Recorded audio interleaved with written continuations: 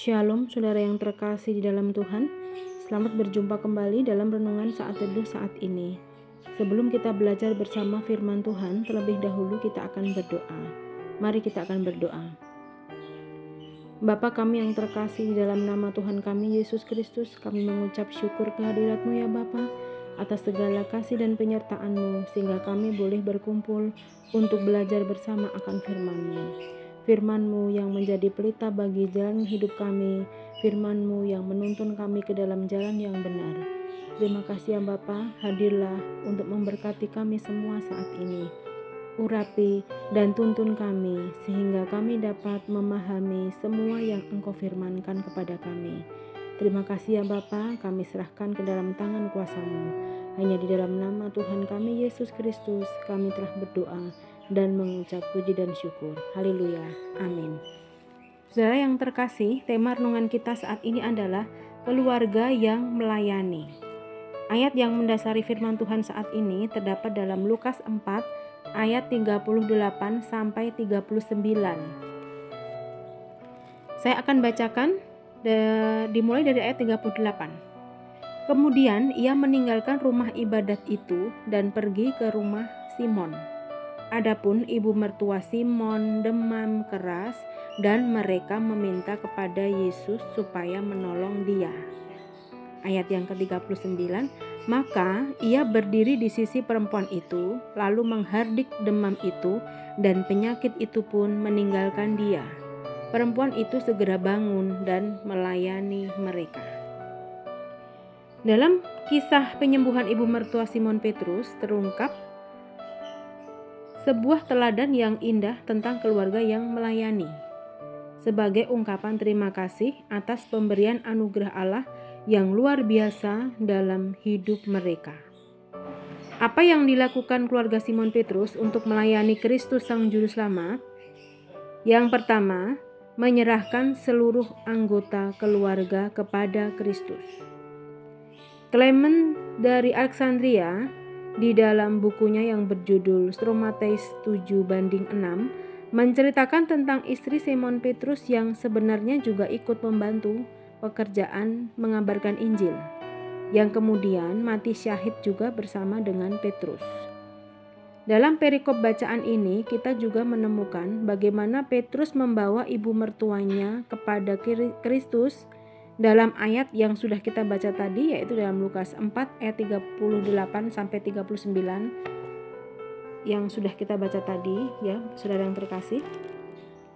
Sebelumnya kita juga telah mengetahui bahwa Andreas adalah saudara Petrus yang menjadi salah seorang murid Kristus juga, yang dapat kita baca dalam Matius 4 ayat yang ke-18.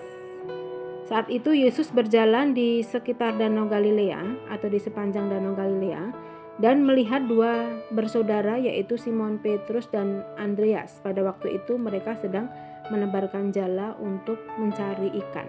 Dan inilah hal yang paling mendasar bagi yang merindukan keluarganya dapat melayani Tuhan, yaitu membawa anggota keluarganya untuk menjadi murid Tuhan terlebih dahulu atau percaya kepada Tuhan terlebih dahulu.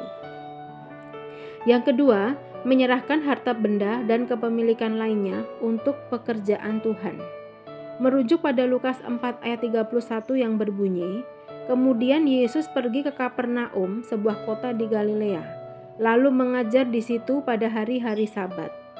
Peristiwa penyembuhan ibu mertua Petrus terjadi di Kapernaum pada hari Sabat setelah Yesus beribadah di sinagog. Selama Yesus mengabarkan Injil di Kapernaum, rumah Petruslah yang dipakai untuk melayani. Misal menyembuhkan orang sakit atau sekedar berteduh dan sebagainya.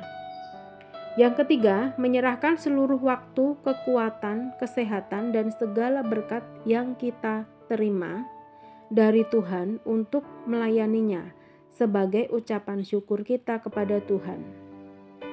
Pada suatu hari, Yesus meninggalkan lembah putih dan memasuki kota ungu.